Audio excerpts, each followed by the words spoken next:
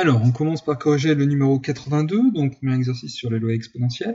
Donc on vous dit la durée grand X en heures d'un match de tennis suit la loi exponentielle de paramètre 0,34. Quelle est la probabilité que le match dure plus de 5 heures? Donc ce que nous on sait, c'est que alors si je fais des fautes de français ça ne va pas le faire, la variable aléatoire x va suivre la loi donc exponentielle de paramètre 0,34. Par rapport à la définition, ça signifie que lambda est donc égal à 0,34.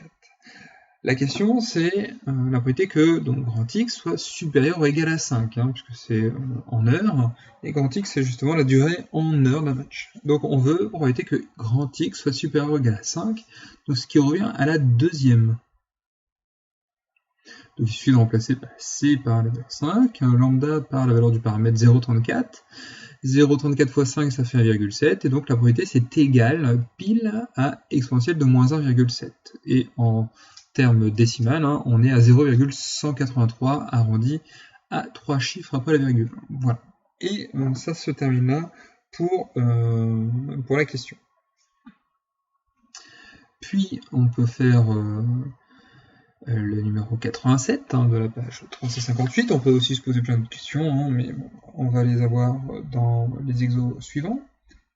Donc grand X pour le 87. Grand X est une variable aléatoire exponentielle dont la densité est telle que la probabilité que grand X inférieur ou égal à 3 est égale à 2 tiers. Et donc là, on n'a pas trop d'informations sur lambda, sur son espérance, etc. Et donc justement, on vous demande de déterminer la densité de probabilité de grand X, son espérance, et de calculer la probabilité que grand X soit supérieur ou égal à 5, sachant que grand X est supérieur ou égal à 2 déjà.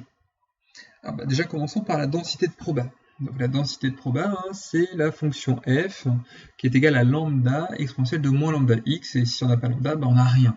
Donc lambda c'est le paramètre, sauf qu'on ne l'a pas, le paramètre. Donc il va falloir le trouver, sachant qu'on a déjà cette information. Donc probabilité que x est inférieur ou égal à 3, ce qui équivaut, puisque grand X prend des valeurs entre 0 jusqu'à plus l'infini, entre 0 et plus l'infini, que probabilité que grand X soit inférieur ou égal à 3, ça revient à la probabilité que grand X soit compris entre 0 et 3. Donc c'est le premier point, en remplaçant C par 0 et donc D par 3.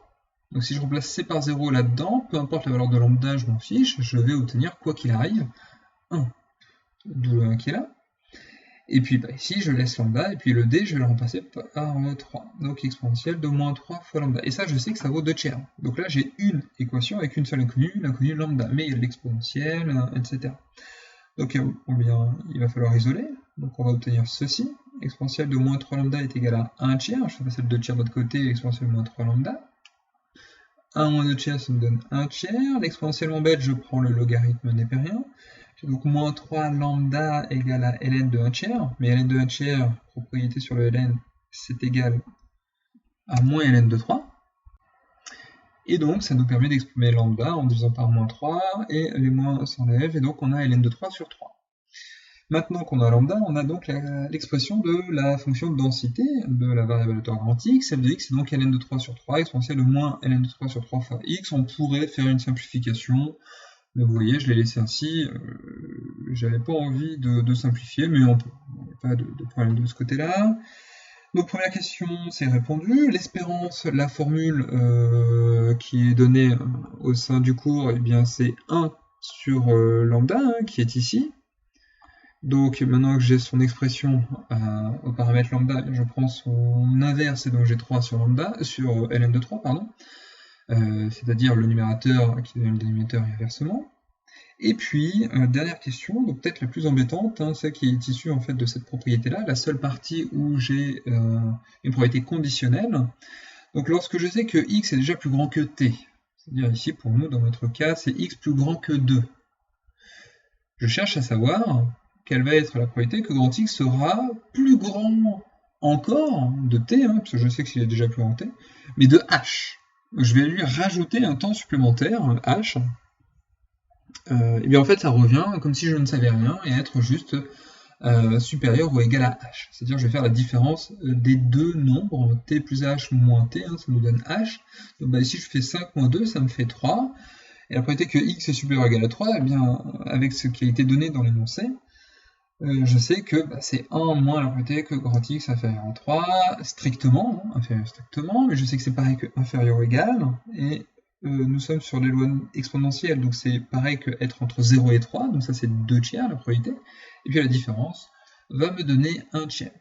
Donc c'est ça qu'on appelle la loi à durée de vie sans vieillissement, puisque le fait d'avoir déjà vieilli T années, T heures, enfin tout dépend de l'unité, mais le fait de vieillir de H années supplémentaires, de H heures supplémentaires, c'est comme si je vieillissais que de H heures.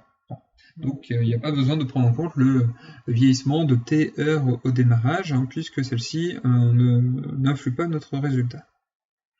Donc voilà ce qu'il en est pour le 87, qui fait un mélange de toutes ces propriétés-là, avec l'espérance, et on termine avec le 88, qui est très rapide, qui est assez particulier, puisque x est une variable aléatoire suivant une loi exponentielle de paramètres lambda, donc lambda quelconque, je n'ai pas besoin de déterminer une valeur, et on vous demande de montrer que la probabilité P de grand X plus grand que son espérance est en fait indépendant de lambda. Ce sera toujours un nombre qui évidemment ne va pas dépendre de lambda.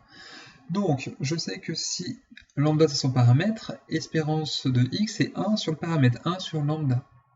Donc eh bien j'ai plus qu'à exprimer ça, qui va se faire grâce à cette partie-là, donc exponentielle de moins lambda fois la valeur, donc exponentielle de moins lambda fois son espérance, et lambda fois son espérance, si je fais passer lambda de l'autre côté, ça vaut 1, lambda fois espérance, donc ça me fait exponentielle de moins 1, et c'est bel et bien indépendant du paramètre. Donc c'est bon, ceci termine les 3 exercices.